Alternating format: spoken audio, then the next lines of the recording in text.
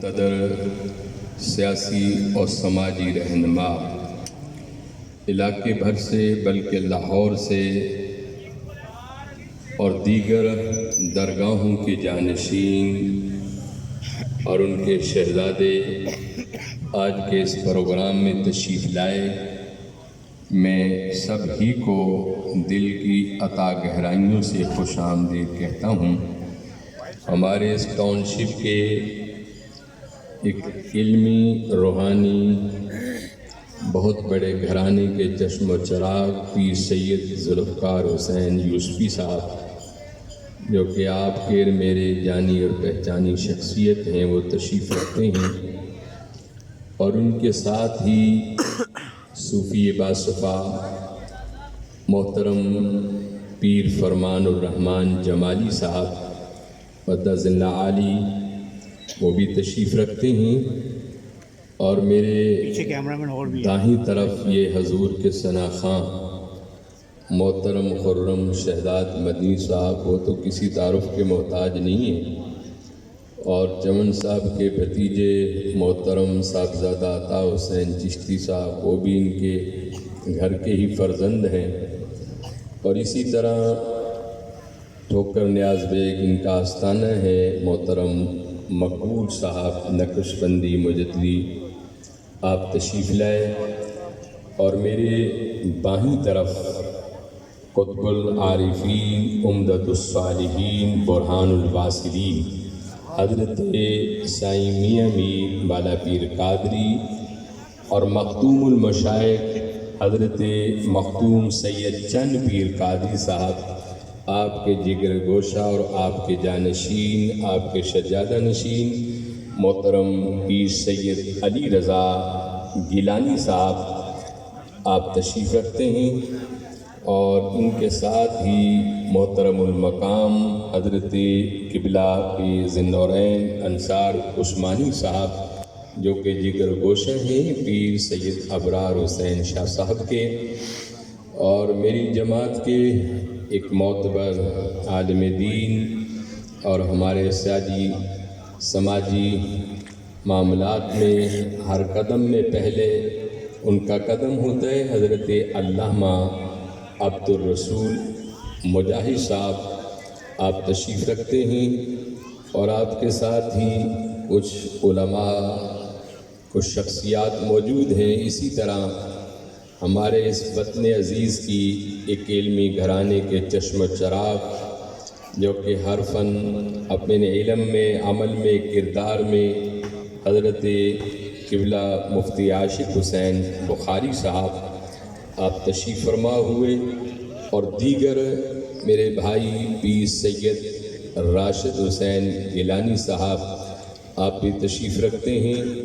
اور اسی طرح جگنو سائیں کے شہزادے پیر نگاہ حسین میرے بھائی تھے، جگنو صاحب بہت نائس اور اچھے آدمی تھے، دیگر جتنے بھی یہاں علماء ہیں، مشائخ اعظام ہیں، ثنا خوان رسول ہیں، سیاسی اور سماجی شخصیات ہیں، اور ہمارے پیر سائیں میرے محفل تو آگے بیٹھے ہیں، وہ کسی تعارف کے محتاج نہیں ہیں۔ اللہ رب العزت ہم سب کی اس حاضری کو قبول فرمائے، اور ہم یہ سب دعا گو ہیں کہ مولا چمن صاحب کو زندگی عطا فرمائے،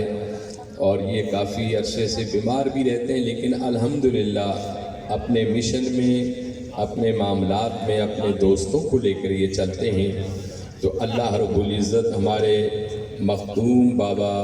محمد بشیر چمن صدیقی صاحب مدد اللہ عالی، آپ کے لیے ہم سب دعا گو ہیں کہ مولا آپ کی زندگی کو خیر و برکت سے نوازے۔ میں انہی کلمات پر آخری جو جملے میں پیغام دینا چاہتا ہوں، پیغام ہے سیدنا صدیق اکبر رضی اللہ تعالی عنہ کا، کہ آقا علیہ السلام نے ایک دن پوچھا کہ ابو بکر صدیق، کیا زندگی کی کوئی حسرت اور تمنا بھی ہے؟ بڑی توجہ والا پیغام ہے کہ یا رسول اللہ، ہاں۔